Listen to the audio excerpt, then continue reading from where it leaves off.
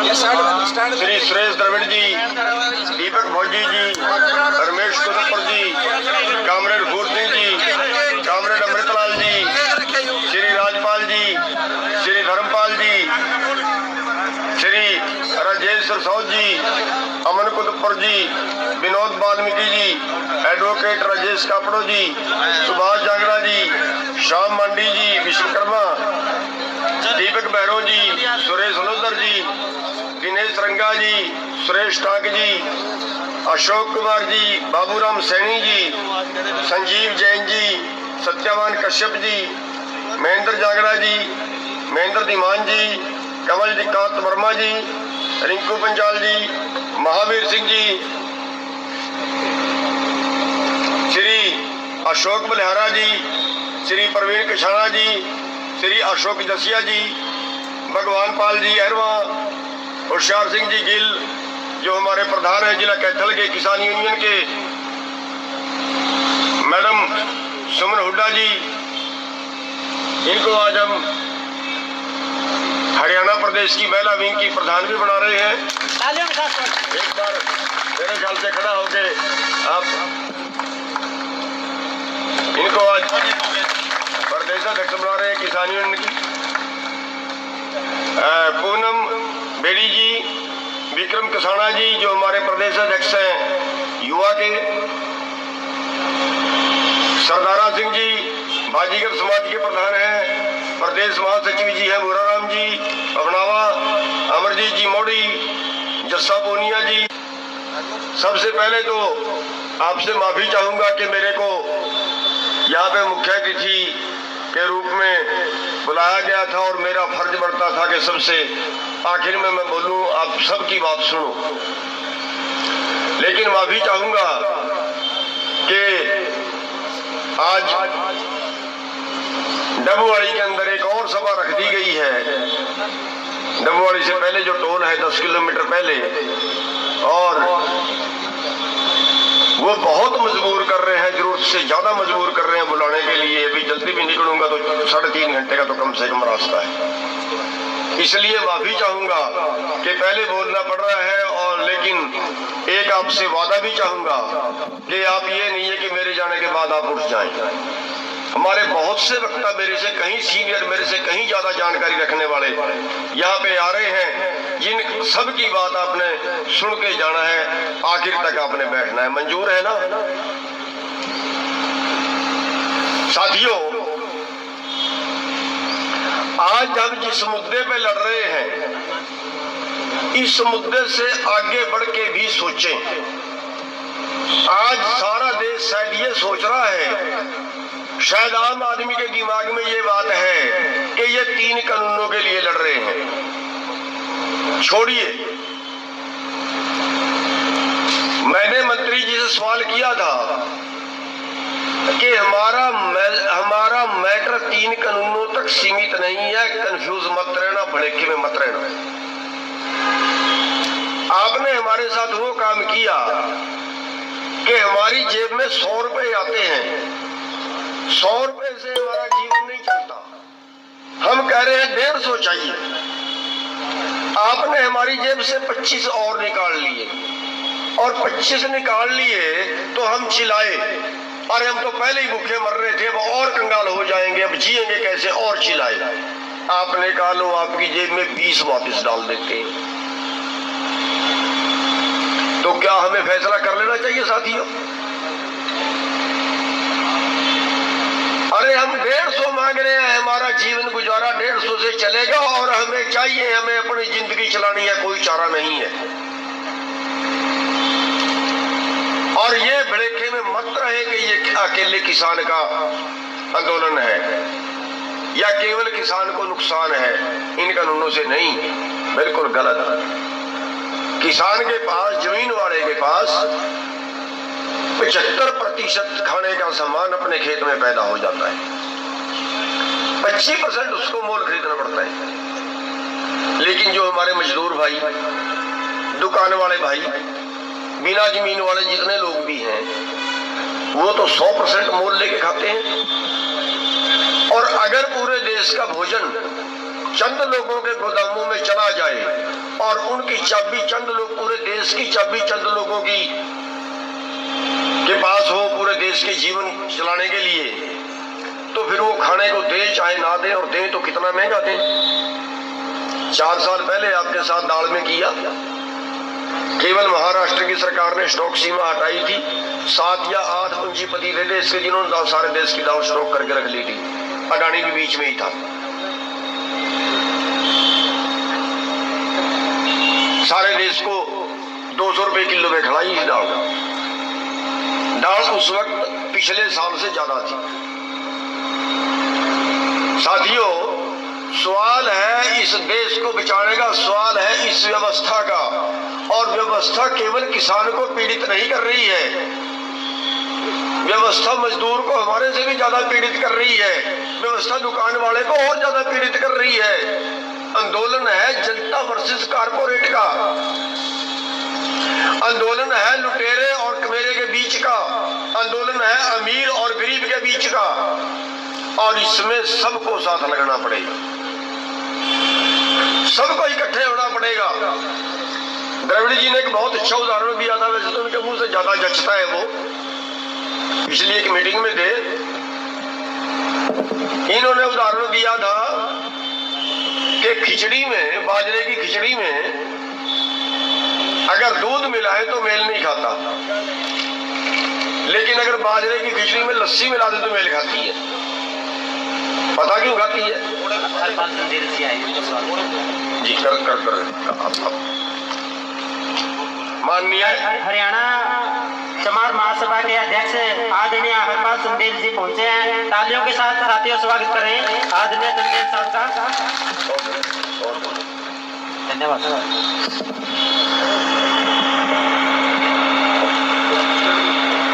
तो बाजरे की खिचड़ी में दूध मेल नहीं खाता, लस्सी मेल खाती है। क्यों? कि बाजरा मुसल के नीचे कूटा है। अगर ये दोनों का जिनका शोषण हुआ है, जो सरकार ने कूट रखे हैं, जो पूंजीपतियों ने कूट रखे हैं, अगर ये दोनों मिल जाए, अगर ये hello hello hello hello hello hello hello hello hello जाओ हेलो हेलो हेलो वालों की राजनीति नजर आ रही है, ये भी हमारी आवाज नहीं पहुंचने देता। तो साथियों, अगर हम शोषित लोग एक तरफ इकट्ठे हो जाए तो लुटेरों का मुकाबला कर सकते हैं। आज समस्या यहां खड़ी है कि आज एक आदमी की आमदन 90 करोड़ प्रति घंटे की है, और फिर भी वो बेसब्रा है, फिर भी उसको सब्र नहीं है कि भी और निचोड़ ले। और इसी देश में हमारे दूसरे आदमी इस स्थिति में है कि उसके पास 2 वक्त की रोटी नहीं है, रोटी से मोहताज है, भूखमरी, केवल खाना खाना उसको पूरा नहीं मिल रहा। आज हमारा देश भूखमरी में 102वें स्थान पे है। तो साथियों, ये कौन सी समानता है? देश को आजाद कराया कि सबको समान अधिकार मिलेगा, लेकिन ये कौन सी समानता हुई कि एक आदमी की 1 घंटे में 90 करोड़ कमा रहा हो और उसी देश में दूसरे आदमी को रोटी भी ना मिल रही हो, पेट का गुजारा भी ना चल रहा हो। और आज भुखमरी में 102वें स्थान पे है हमारा देश। आज हमारे 45% बच्चे वो हैं जिनको हम खाना पूरा नहीं दे पाए, और ऐसी हालात के अंदर अभी वो कानून बन रहे हैं कि पूरे देश का जो कारोबार है वो पूरे देश का कारोबार कंपनियों को दे दिया जाए, पूरे देश का कारोबार, और जो पहले से खरबपति लोग हैं, जो पहले से कंपनियां हैं, उनको दे दिया जाए। तो साथियों, इससे और भुखमरी बढ़ेगी और गरीबी बढ़ेगी। धन्यवाद।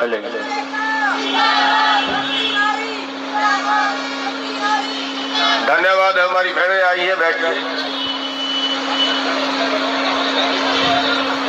तो साथियों, आज जो लड़ाई है वो गरीबी और अमीरी के बीच की है। कहना चाहूँ कि आज जो देश है वो कानून बना के पूंजीपतियों को लुटवा रहे हैं। आप देख रहे हैं कि अगर कोई किसान या मजदूर अगर 1 लाख रुपए का कर्जा भी ले लेता है तो उसको मरने के लिए मजबूर कर दिया जाता है। पिछले 20 साल के अंदर 3.5 लाख से 4 लाख किसानों के जो है किसान और उनके साथ जुड़े मजदूर वो कर्जे के से परेशान किए हुए बैंकों ने आत्महत्या कर ली। और इसी देश के अंदर जो पूंजीपति है उनके लिए कानून दूसरी तरह के हैं।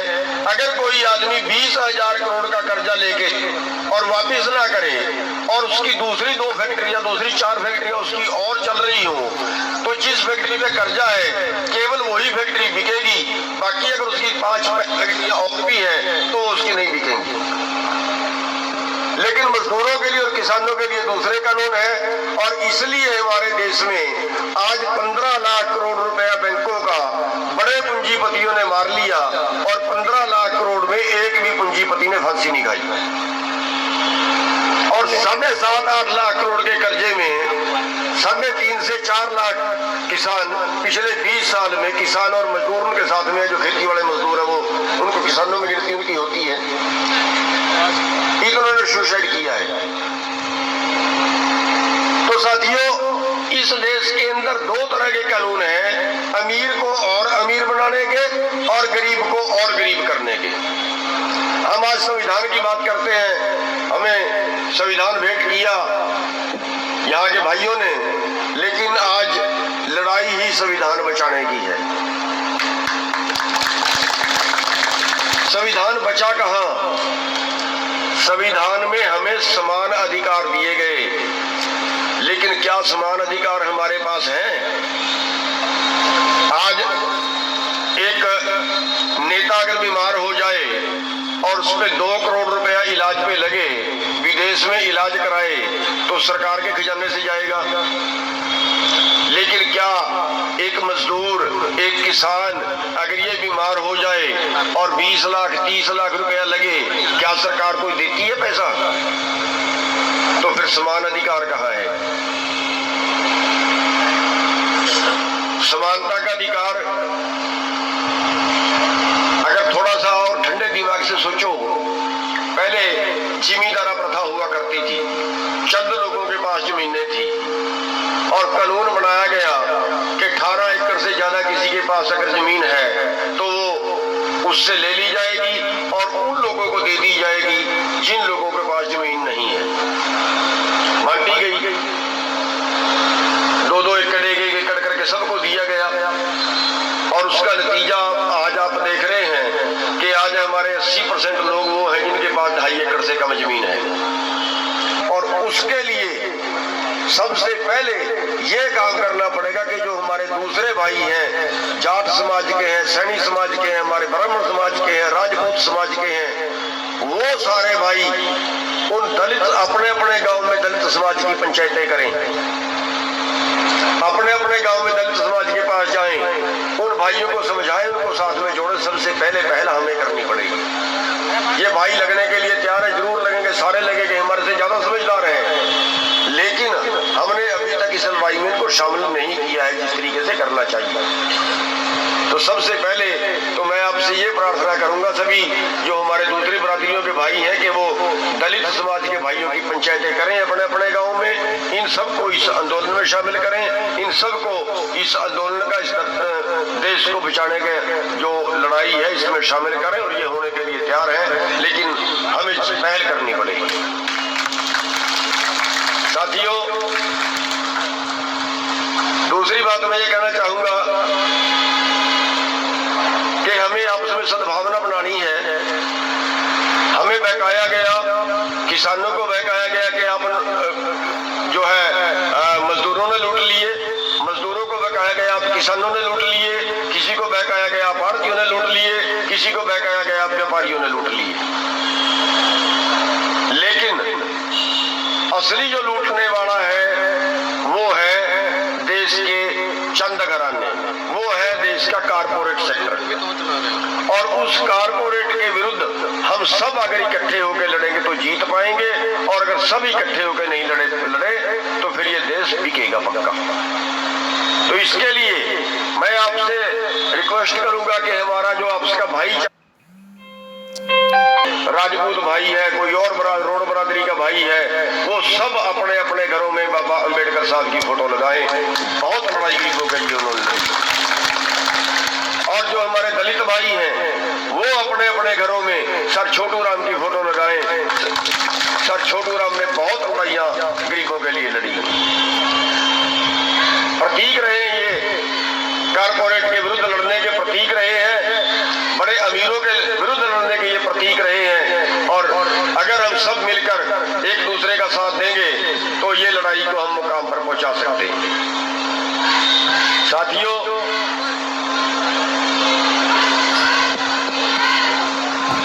हमारी और बहनें आई हैं, उनका स्वागत है।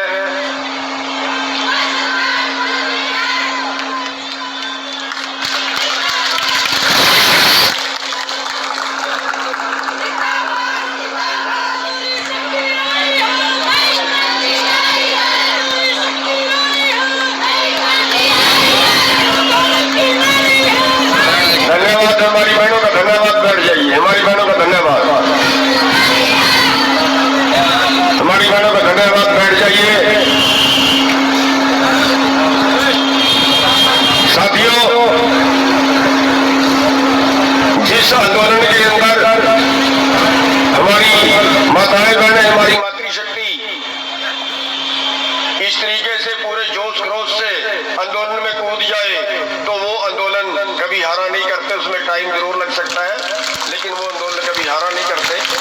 तो साथियों, मैं तो बस इतनी सी बात कह के अपनी बात को विराम देना चाहूंगा कि ये जो दलित सम्मेलन हमने रखा है, ऐसे और सम्मेलन भी हम जगह जगह पे रखेंगे, और उसका मकसद हमारा जो है वो भाईचारा बढ़ाने का है। अपने संविधान को बचाने की लड़ाई, अपना भाईचारा बढ़ाने की लड़ाई है। और बहुत से दलित समाज के नेता हमारे मंच पे हैं। आज हम सबका अति आभारी है, अति धन्यवादी है कि इन भाइयों ने इस तरह से आगे आगे इस आंदोलन में हिस्सेदारी जताई और इस आंदोलन में भागीदारी के लिए हमारे बीच में आए हैं। और बीच में नहीं बल्कि इन्होंने इस आंदोलन को हमारे से भी आगे बढ़ के लड़ने की इन्होंने ठान ली है। और हम अति धन्यवादी है अपने दलित समाज के, हमारे छोटे भाई हैं, और हमने इस प्यार को लगातार बढ़ाना है। तो ये भाईचारा हमने आगे के लिए कायम करना है। आज की जो पंचायत है, इसका मुख्य मकसद अपना भाईचारा कायम करने का है कि सरकार किसी भलेखे में न रहे। हम जातियों के तौर पे अलग अलग नहीं है, हम वर्गों के तौर पे अलग अलग नहीं है, हम धर्मों के तौर पे अलग अलग नहीं है। हमारा सारा भाईचारा इकट्ठा है। और अगर एक आदमी का कहीं पसीना भी पड़ेगा तो हमारा दूसरा आदमी उसके लिए खून देने के लिए भी तैयार होगा। हमारे दलित भाइयों को भी अगर कहीं सरकार परेशान करेगी, अगर इनकी भी कोई मांग होगी तो वो भी हम साथ में होकर लड़ेंगे, इकट्ठे होकर लड़ेंगे। हमारी जो लड़ाई है वो कारपोरेट के विरुद्ध है, और कारपोरेट के विरुद्ध हम एक जगह पे इकट्ठे होकर लड़ेंगे। तो आपने हमारी बात सुनी, आपने टाइम दिया, आप सबका बहुत बहुत धन्यवाद।